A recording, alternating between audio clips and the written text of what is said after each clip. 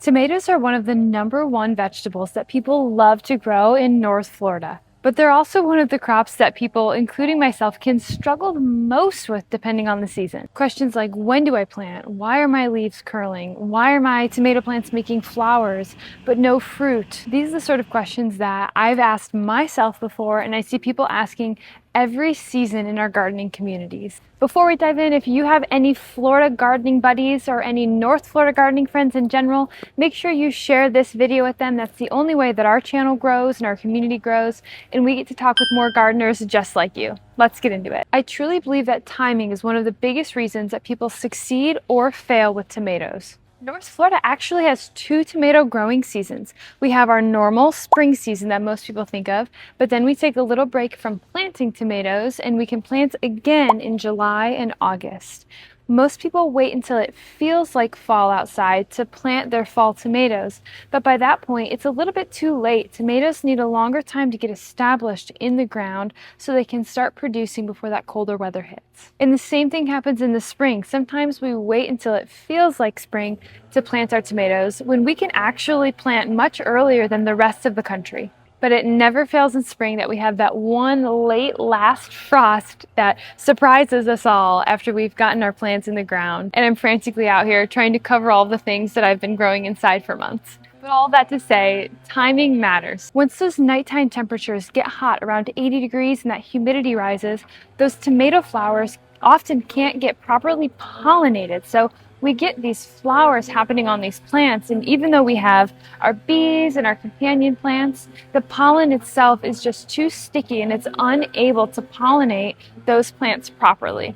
It's completely normal, and if you can keep that plant healthy, when the temperatures start to cool off again, you'll start to get new fruit. But cherry tomatoes can be an exception to that rule. They can often keep producing through the heat of the summer. Personally, I like to grow my cherry and Roma varieties in the spring and into that first half of summer, and I save my larger varieties for the fall time. There's also a lot less pest and disease pressure come the cooler months of the year, so those large tomatoes can stay on that plant and truly ripen without as much of the struggles as we have throughout our summer months. If you're a visual person like I am, I have all of this information in one concise PDF that you can find down below. You can print it and reference it and never have to look up these questions again. Now let's talk about varieties. So this was a concept that was somewhat new to me. I didn't realize how important it was to pick varieties that grow well in your area, but down here in North Florida, where we do have the higher humidity and disease and pest pressure that comes along with our extended growing seasons in our humid environment,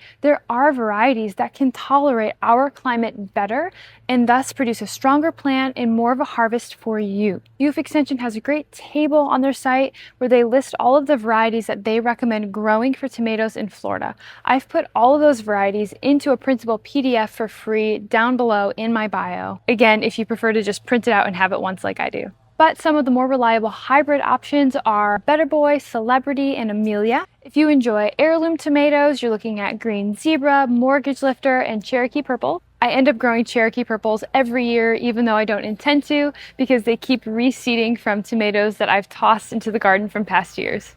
Again, if you're looking for a tomato that can beat the heat, you want to look at your cherry tomato options. Some of the best cherry tomato varieties for down here are things like Sweet 100, Juliet, Sun Gold, your Everglade tomatoes. But if you're just getting started, just pick one variety of your larger tomatoes and your cherry tomatoes and start there. You can also save your seeds from those first harvests if you end up liking the tomatoes and replant those the next year.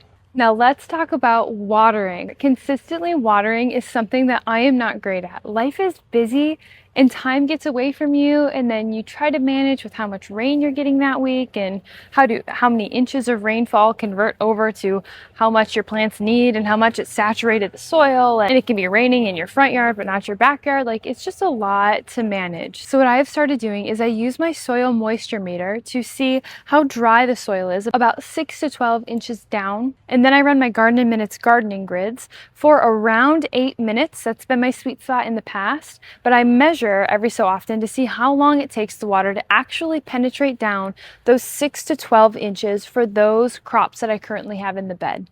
Once I know how long I need to water each time, I come out and I pull back the mulch and I check the soil to see how frequently that soil is getting dry enough where it needs to be watered. With my mulch, I can usually get away with watering only 1 to 2 times when it's not in the hottest part of the year. And when it comes to summer between our rainfalls, I'm still looking at twice, maybe 3 times a week if we're going for an extended period without one of our storms.